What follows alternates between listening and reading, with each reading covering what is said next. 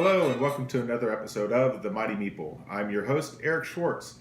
In today's video, we're doing another unboxing, and I am so excited to be opening up this massive box of Valley of the Dead King, the first installment of the HEXplore It series, designed by Jonathan Mariucci. And this is published under his own label, Mariucci Designs. Now we're going to be taking our time and taking a look at all the contents really closely in this unboxing video. If you just want something quick, click this gray bar up here. It'll take you to my quick unboxing video. But there is a lot to go through here, so let's just go to the table and dive right on in. Okay, start off, as you can see, you got the artwork here on the front. Very beautiful. I love this artwork here personally. Some good detail on the Dead King. In the background, you know, there's enough to see what's going on, but, you know, not high detail. I just kind of like that style personally. But on the back, as you can see, we got just a little bit about the game, some of the components. We got another character here. What the box contains. Just some very minimalist artwork on the side, just enough information to tell you about the game. And as you can see, this is the Kickstarter edition, and it is also the investor level, so I did get a couple extra things, not much. So you will see a few things in here that you will not see in retail, and as well as a few things that are not in the base Kickstarter game. But let's go ahead and open it on up. Nice tight seal, as you can see. As I said, this thing is massive. I believe it weighed in about 8 pounds, 2 ounces, or I think that's about, what is it? About 3.2 kilos maybe. Anyway, to start off here, we have the rule book. I'm going to go ahead and just move this aside. It's a thick rule book. See here, we got 63 pages. And make sure I'm focused in here for you. It starts off, you got you know, box contents, you have table of contents, and you got beautiful artwork all throughout. Preface, you know, setup, choosing your hero. As you can see, it's very very succinct, man. I mean, it's well organized. Yeah, there's a lot of pages, but it's not like packed full, and it's very, you know, everything is in order, what you need on each page, nothing more. Very clear. He's put a lot of time, a lot of thought, a lot of effort into this rule book, and it shows. Just everything is laid out nice and beautifully.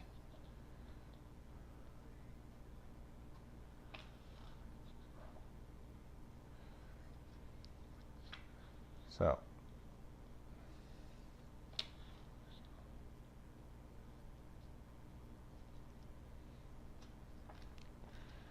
anyway, it's just a little bit, and again, look at that artwork. All throughout the book, we have artwork like that. And a nice thing about a nice big book like this is that there is an index in the back here. So if you are wondering about a certain part and you just can't quite remember, you can go to the back. It'll take you right to where you need to go. It's a very nice thing to have for a rule book this size. So that's the rule book. Let's see, put this here so I can get a refocus.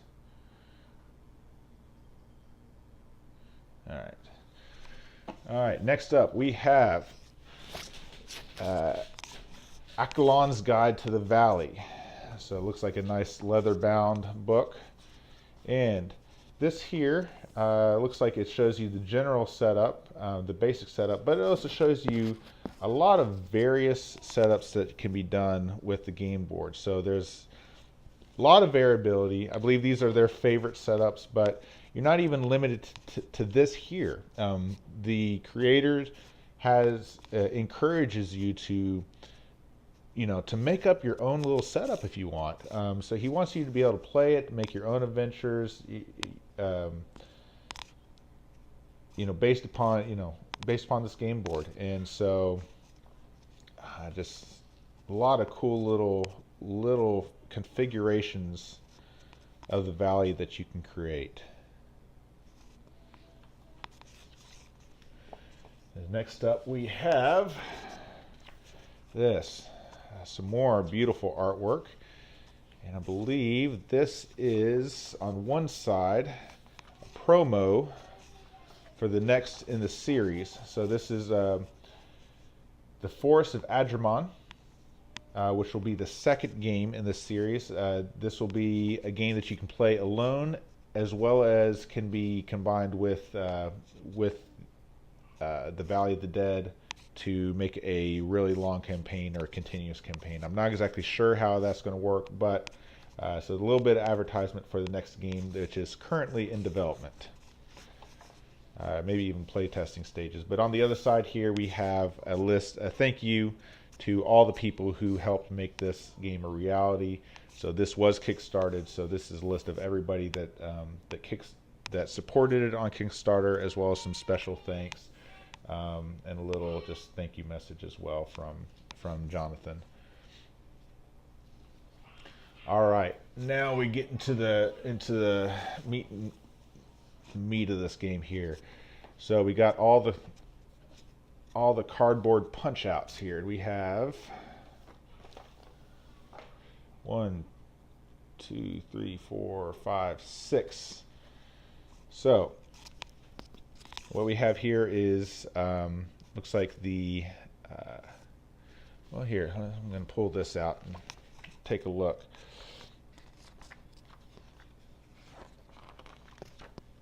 So we got set up.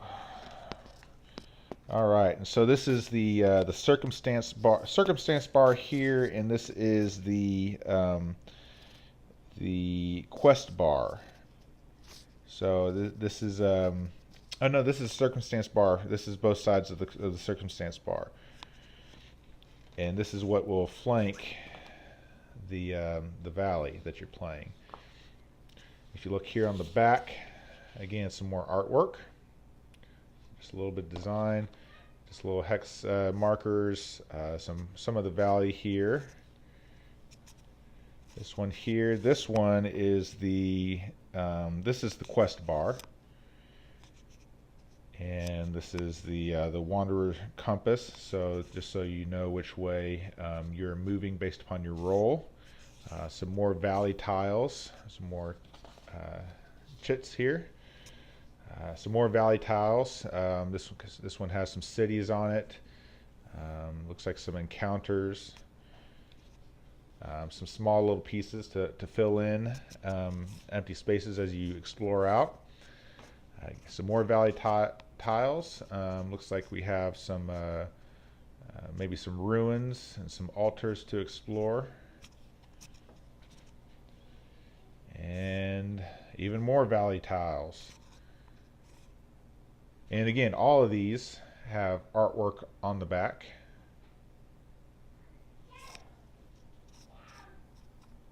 And I'm not sure if it combines to make a mural. I'm sure it might. I may look at that at the end of the video. And finally, some more valley tiles. So lots of area to explore in this game. Oh, and there's the Dead King marker to tell you exactly how far along it is until the Dead King arrives on the board. Then we have, let's go over here into this this tray. So we have dry erase markers. All right, 7 dry erase markers, because this can play up to 7 people. So this is nice. Some markers with some felt on the top for erasing. So it's nice, and I'll show you where those come into play later in the video. We have dice. We have a whole bunch of dice here. I believe these are, let's see, we have, this is a survival dice, 10-sided. the green one and the yellow one. So the green one is going to be your navigate dice. Let's see, get a focus on that. So this is your navigate dice right here. This is your explore dice, and this is your survival dice. Okay, and they're all D10s, so 10-sided, but the ones, instead of a 1, you're going to have this HEXplore It symbol on all of these.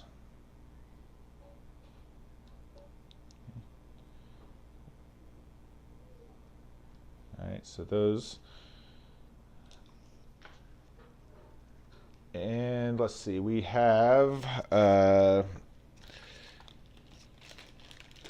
looks like we have 1, 2, 3, 4, 5, 6 of those. I'm not sure if there's supposed to be 6 or 7.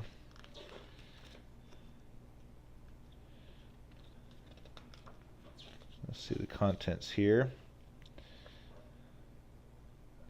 Yep, six 10-sided dice, each of those.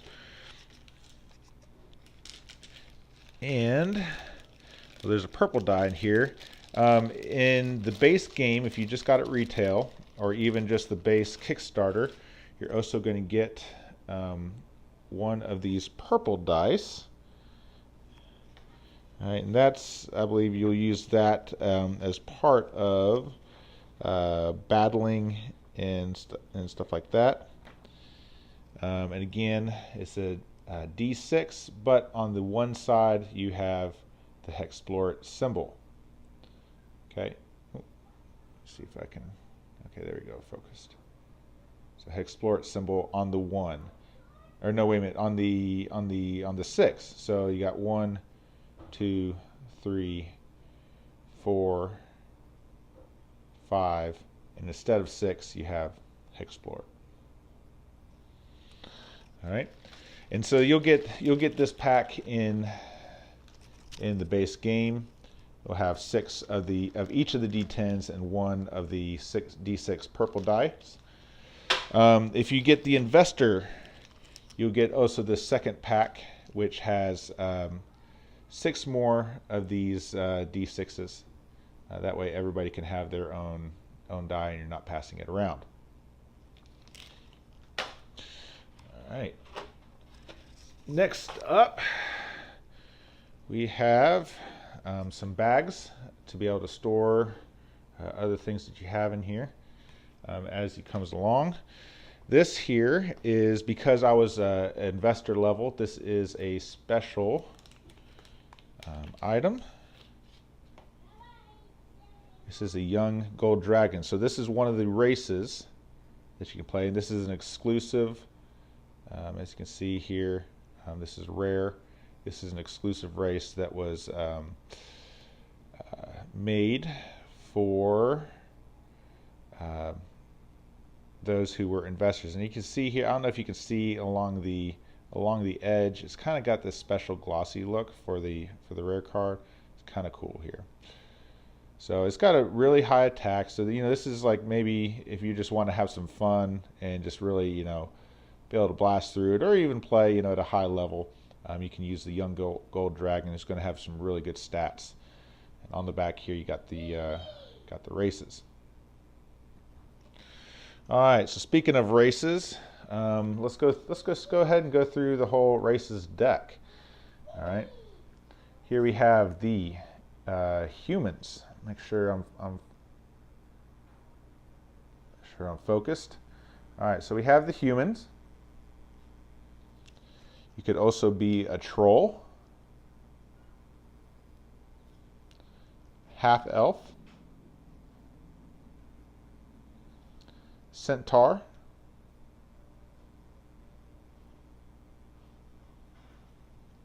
a gnome, a shade, automaton, shifter, a dwarf, which I guess is different than a, oh no, I'm going to set this aside right here for now. You could also be a halfling, a dryad, Stonemar, Illumin. If I'm butchering these words, I apologize. You could be a gray dwarf, so apparently there's a difference between a gray dwarf and a regular dwarf.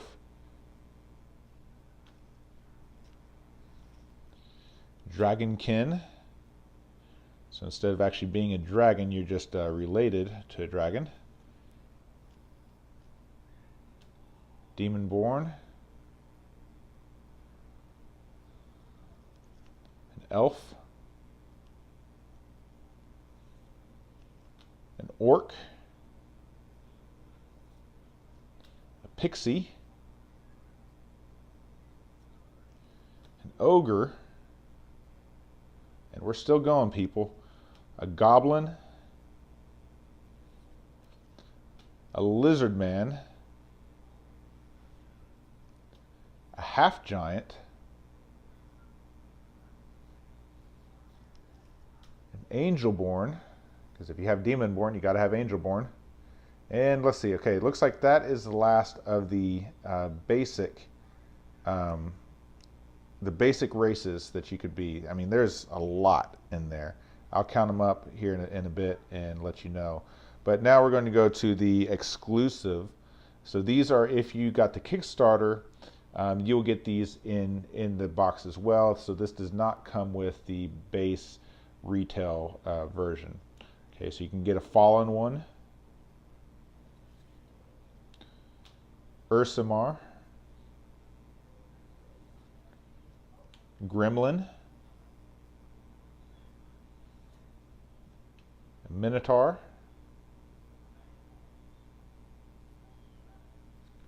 a Kitsune,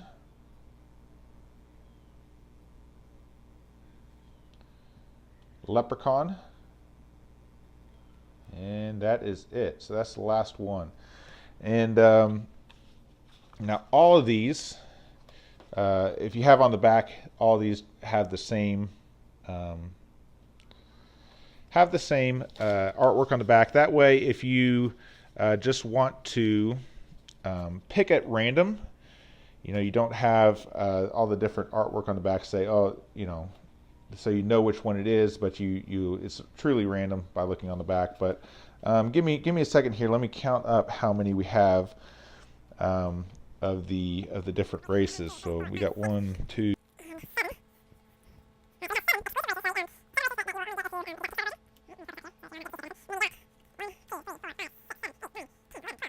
22, 23, 24. 24 different races that you can choose from if you just buy the base game retail version. All right, so 24 plus 6 of these exclusive Kickstarter version, that's 30. And if you were an investor level, 31 by having this rare young gold dragon. Now, I believe you can also find this maybe by going to Gen Con, getting a promo card. You might be able to find that other places as well. So 31 total different races. And by the way, let me also say those are that's nice thick cardstock, good quality. They're going to last a while. They're going to be durable. You have another baggie, and you combine those with man, goodness. You're going to combine those with your rolls. Okay. All right, guys, what I've reset up my camera here so that we can get a closer look at these player boards. As I said in the last segment, you have 24 races to choose from the core box, plus another 6 Kickstarter exclusives, plus that Young Gold Dragon promo card. So up to 31 races currently that you can choose from. And so you're going to take those races and you're going to add them to your player board. So you're going to have a nomadic dryad in this situation, and you're just going to take these stats and you're going to add them to the current vital. So as you see here, it starts off with 5, but a dryad is going to add 2 energy to that. So their energy is going to start off with 7. Their health, 0 health, is going to start off at 5. And, so on and so forth. So you're going to go to the abilities, you're going to add all those, you're going to add this to your skills, all of the different plus ups and everything. And it gives you also your favored opponent and anything else that you may start off with. As you can tell on these boards, you can see that I just wrote on it with these dry erase markers, as I said. So in all of these boards are very good quality finish. He tested out, I believe, multiple different finishes on the boards to make sure he had one that could be used and reused multiple times for long life of these boards so that you can play this game for many, many, many years. And the felt tip, as you can see, it erases very, very well on these boards. But so let's go through these boards and see the different kind of roles you can have. I believe there are 24 roles that you can choose from. So we have here the Nomad, and he has all his different abilities. And on the back we have artwork of a Nomad, and all these artworks, they're going to choose a random race, but the artwork on the back is going to match the particular role that is assigned to this board. So just kind of added a little added feature here. So that was the Nomad. This here is the Sorcerer. And one thing that you'll notice is of course, the abilities are all different. And it's going to be like that on every card. Some of them may match a little bit, but ultimately every card, every role is going to be slightly different. And of course, add those races to it, it's going to be even more different. So that was the Nomad. Here's the Sorcerer and the artwork on the back. Beautiful artwork. I love the artwork on this. I love all the, I don't know who the artists were that contributed to this, but incredible work if you ask my opinion. Here's the Illusionist with his artwork on the back. So we got a pixie illusionist looks like. And then we have the Berserker. Ooh, tough looking dude right there. We have the Rabble Rouser. Oh Lord, a half giant Rabble Rouser. We have an Elementalist.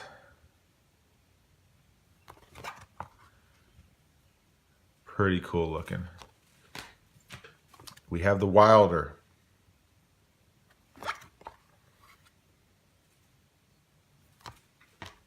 Lizard Man there.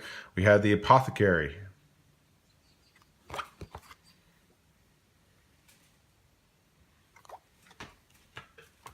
The Cartographer. And looking through all these, it seems like they have special abilities. Here's the Priest. They have special abilities that really kind of go along with their role. So it matches very well. It's not just like some random role. It's not like the same thing just renamed. Here's the Scoundrel. But it is unique abilities and unique powers that match the roles very well. And so by choosing Necromancer, by choosing the different roles and the different races, you're going to have a very unique playing experience each time. And of course, you can kind of make that character your own each different game. You can provide a little backstory. Here's the Weaponsmith. You can provide a little backstory, a little, give it a personality. But as you can see here, it's already set up for you. And then you just kind of add these things. It takes maybe 5 minutes at the most to set up a character. So it's not like a heavy RPG, but it's very light, meant to be able to play it in one sitting. We have the Brute.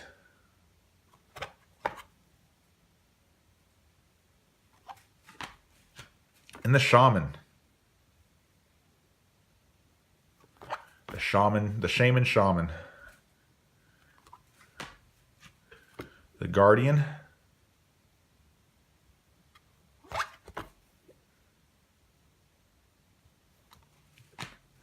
Angel-born Guardian. We have the Minstrel.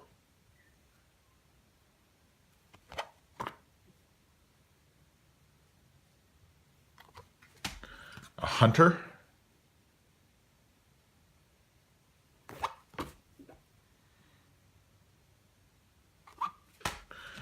Oracle.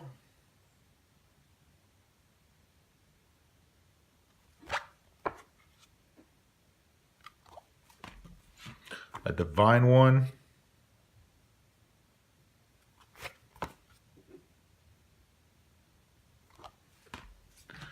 The Beastmaster.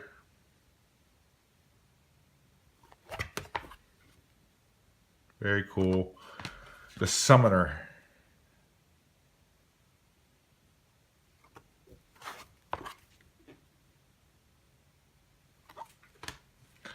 The Trap Specialist.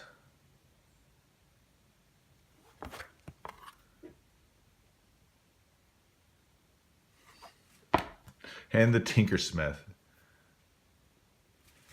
And that is the last roll. That is, like I said, 24 different rolls that you can choose from to add to the 30 different races that are available to add to those rolls. So I don't know, you know, you can calculate that up. I think it's like 400 something different possibilities that you could choose from for your character. So let's go off into the next part with some of these boards here.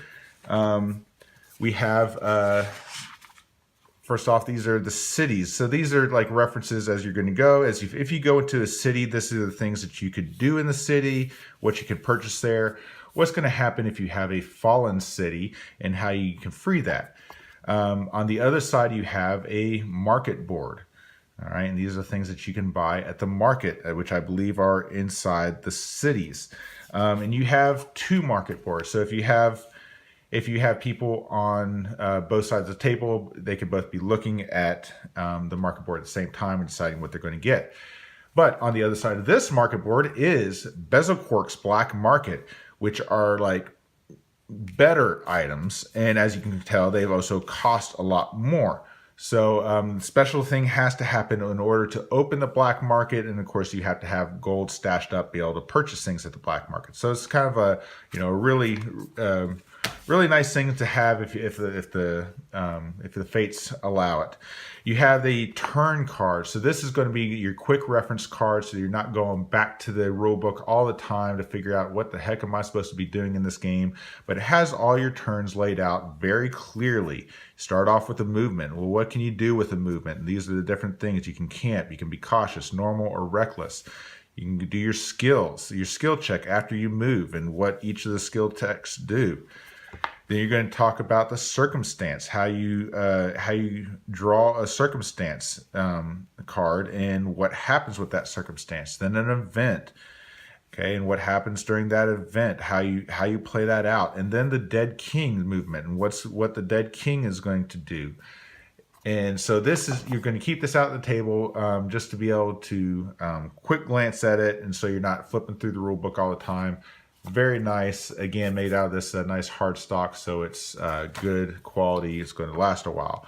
Then you have the battle map. Okay, the battle map is what you're going to do for the bad guys that you're going to be facing. Again, it's this like everything on this in this game. It's that nice finish so that you can use the dry erase marker on it. But you're going to write the health and energy and other stats of the bad guys that you're fighting against, and on the back of it is conditions that might stay with you after a battle, and what those things are going to be doing to you, whether it may be during the next battle or during your movement. That way, again, you're not flipping through the rule book, but you have something that you can quickly just look at and reference and say, oh, yeah, I'm poisoned. So poisoned heroes are going to lose 1 health during the declaration phase of each round. On the front, it also gives you a scale that you can use. So if you're a starter, you're going to start off here. But if you played the game and you want more difficulty, this tells you how to make it a little more difficult. So the bad guys are going to be progressively difficult, the higher up the difficulty scale, but you're going to get a greater reward at the end of the battles. So the battle map is for fighting the bad guys. Well, who are the bad guys? Well, we have 5 cards here of the bad guys. All right, and these 5 cards, and they're double-sided. starting off, we have the Bandit Prince. He's your level 1 bad guy. Okay, all these guys are kind of commanders in the Dead King's forces that are kind of rising up. But this is the bad guy. He's a humanoid, Bandit Prince. And then the gray slime. And so as you can see, with each of these, you're going to have your health, your strength. You're going to have some artwork that tells about it. It tells you all the different attacks that they will do. And as you can tell, you're going to roll the D6 in order to determine their attacks that they're going to attack you with on their turn of the battle phase. Next, we have the Overlord, Chica Ishka. Chica Ishak, the monstrous humanoid. And then the level 4 boss is the Goblin Emperor Click. Oh my goodness, I butchered that just as bad as the other one, and this is an easier name. The Goblin Emperor Click. He is an undead, as you can see. So now we're kind of getting to the dead creatures in the Dead King's army. We have the Megapede, the level 5 boss. And he's a creature, a pretty ugly looking creature at that. You know, looks like he's going to be pretty tough to beat. And then you have Civ, the Siren Queen, and she looks pretty worse off for rare. She might be dead as well. Who knows? But she's a monstrous humanoid. All right, and then we have number 7, the Basilisk. All right, and he's again another giant creature that you're going to encounter. Number 8 is the Cryovern, another giant mythical creature here, monstrous at that, greater than the trees. And then, if that wasn't bad enough, we haven't the Frost Giant Jarl. He's a humanoid. And then, last, we have the Dead King. Dum, dum, dum. But all of these guys, as I said, you're going to take this with the battle map. And so you're going to take the health, you're going to put it here in the health. And you're going to take the strength, and you're going to put it here in the strength. And you're going to keep track of that. So as you attack them, you're going to say, okay, I hit him with 32 damage, and so that's going to be 108. And you're going to keep track of that. And so, okay, he's at 108 now, and how much energy is he going to use to attack you, and subtract that and add that. And you're just going to keep track of all of that. And you're going to keep track of your blessings, your purchases as a group, your movements, the Dead King's movements, escorts. So these good quality, as I said, it's nice stiff cardboard, so they're going to last for a while. They're not going to bend very easy. Especially with these dry erase markers, they write on and erase very well. Good quality. So those are all the boards in the game. Okay, so let's start off with the Circumstance deck. Open it up here.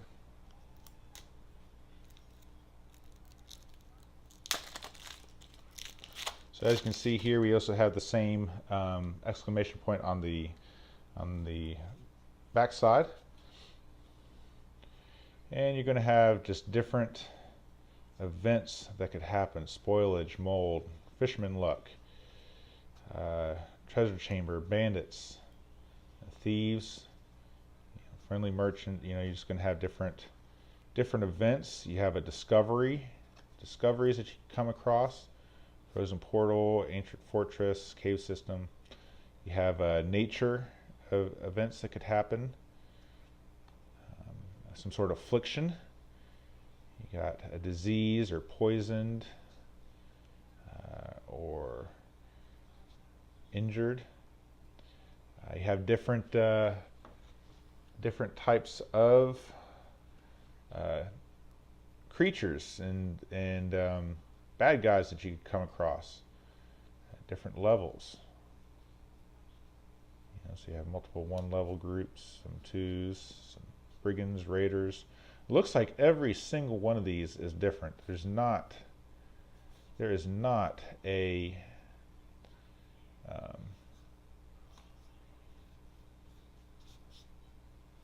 there's not a repeat in any of these.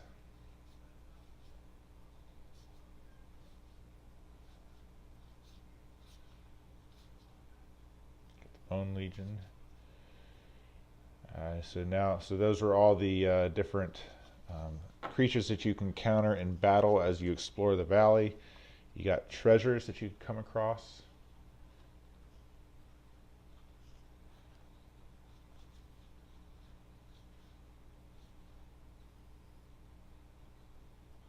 The 4 giantesses of the Pelican Man. And look at this. It looks like each month there's going to be new circumstances that you can add to your game. So you can go to basically a living deck. So you can go to this this website or scan that code, and you'll find a different circumstance deck that you can print out, or you can download to your computer. You can print out and add to your deck. So pretty cool. So this game will be continually growing with new circumstances that you can add to your deck. So that's the circumstance deck. Let's move on to let's do the quest deck, which is this question mark.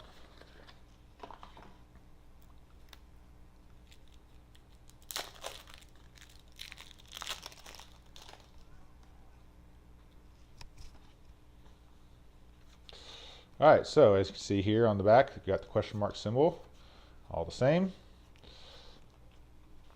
And we're going to have different quests. All right, so we got, not exactly sure how this works yet because I have not read the instructions, but it looks like, all right, so you got different quest arcs you can do, but it looks like that based upon, so where you go on the map, every hex on the map is going to have some sort of quest that you can encounter. Either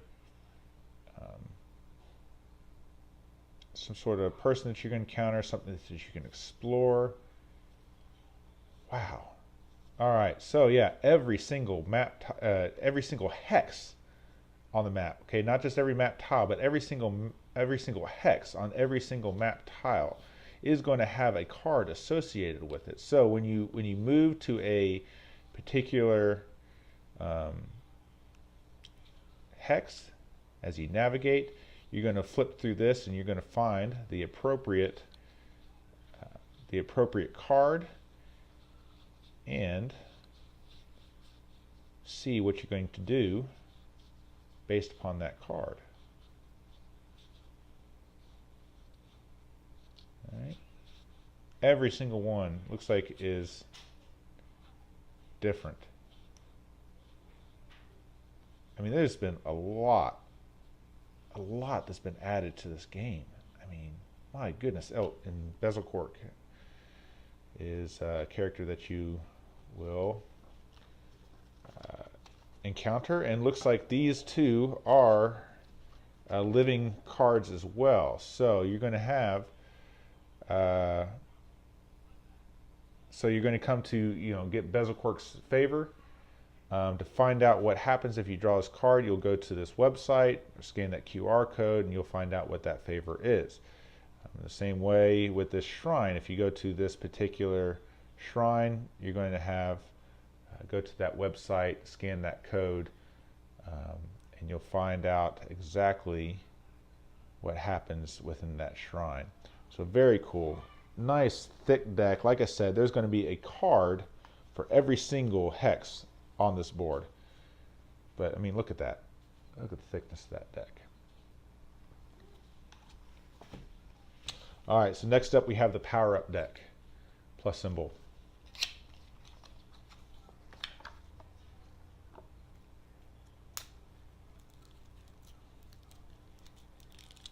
Again, just like the other decks, there is a plus symbol on the back. But so we just have different things that you do as far as energy, health and energy, attack. So looking at, you get an extra attack, extra defense, first mastery. So you can add these to your skills as you draw them. I'm not sure exactly how you get these. It may be as a result of a successful battle, but just a different combination of benefits. Oh, well, some of these, food rating, no, because you want your food rating to go down. So I guess you'll be able to pick these at random. Again, all these different. Doesn't look like there's two that are the same. Oh no, I'm wrong. There are the same. They're a little bit different though. They have different sayings. So you may get the same. They may have same benefits, but every card is different in some small way. So, and again, nice thick stack here. And that's the power-up deck. And finally, we have the deck of the Dead King. So when you finally face off the Dead King, this is the deck that you'll pull out. This is how he will battle basically the Dead King's AI. So you have the Dead King back of the cards, and you have basically all his attacks: Rotten Luck, Luck of the Dead King, Luck of the Dead, Death is the Beginning, Unlucky Hit, By Command of the King, Unholy Affliction, Aura of Fear, Waking the Dead, King's Fate, Double Trouble, Centuries of Preparation. You have rituals: Ritual of Destruction, Revenge of the Fallen, Terrifying the Populace, Teleportation, Dark Blessing, Terrible Focus, Unholy Artifact, the Bone Scepter, Dark Vengeance, Kingly Gift. And those are what will come in the basic retail version. These next two are special to the Kickstarter version only. Mortals Know Nothing and Cursed in Darkness. And one way you can pick these out is if you do have the Kickstarter version. It has, I don't know if you can pick that up, just that shiny border around the side. Whereas these other ones, they don't have that. Okay. He did think about trying to do foil, but I think in the end, after the different prototypes that came to him, this turned out a little better, so that's what he went with. So, that's the AI deck. So as you can see, every time you play this game, and if you get to the Dead King, there's a lot that he can do. So no battle is ever going to be the same, because you just have a huge variation of what can be done in that battle. All right, and finally in the box we have these two little figures. And so these are miniatures. These are actually, I believe, these are Reaper miniatures. So very good quality. But you have the Dead King, as you can see here. Let me see if I can make sure I'm focused. Get a good look at that.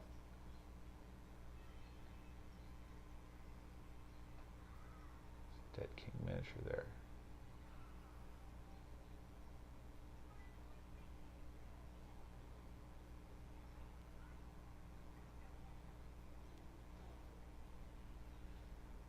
That's quite cool. All right, so once the Dead King actually enters the game, you'll use this to represent him, and this represents the adventurers. All right, so I believe there is a poll on Kickstarter, and this is what everybody went with. I had voted for something different, but that's okay. You can. I went with the majority. So that figure represents heroes on the board. So your band of adventurers. Now this currently, as the rules, I believe, you know, the team cannot split up, so everybody is going to be on the board the same way. I believe there's already some feeds on Game Board Geek, some fan started threads of possible rules to play in different groups. So if you decide to play some of those, again, these are miniature Reapers. You could probably go to Reaper Miniatures. I'm not sure their website. I'll leave it down in the description what their website is, and you might be able to find something that matches this game, and you know, play multiple group rules.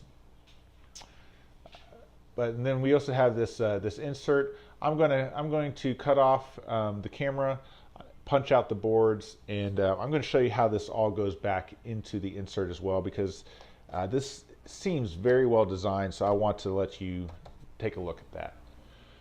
Okay, it's not often that you get a reboxing video, but this insert I think was so well designed that I wanted to show this to you. So starting off, we're going to be taking these here. Get 5 right there, 5 right there. Fits right in here. Well, supposed to. There we go. And as you can see here, there's nice little places where you stick your finger and get those out easily. Next up, we have put that in there. Followed up with some of these pieces. Well, here we go. Maybe like one of these.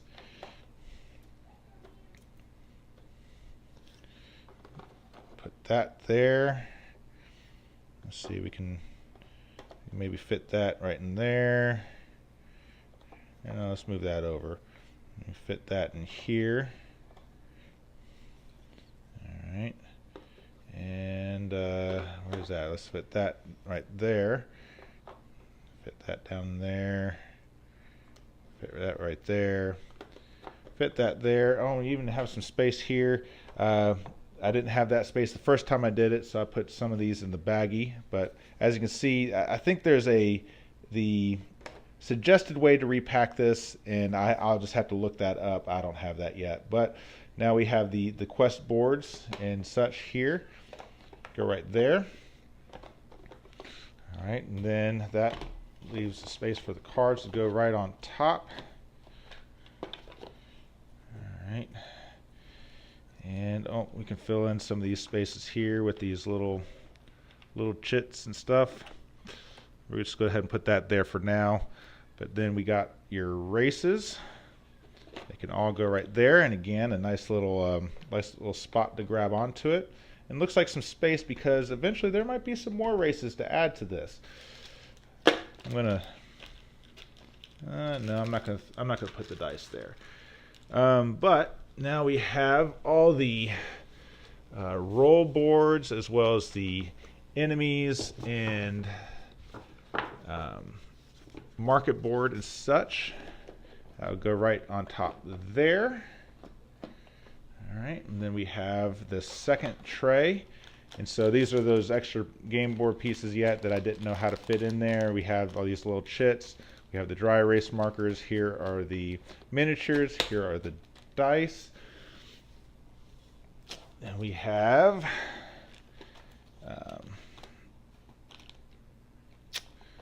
these here. The rule book, and that brings it up right nice and to the top. And just so you know, all these punch out boards, I took all but one and put it underneath the bottom insert, and so that way it brought it up nice and even to the top there. And that's what's inside a box of HEXplore It, the Valley of the Dead King.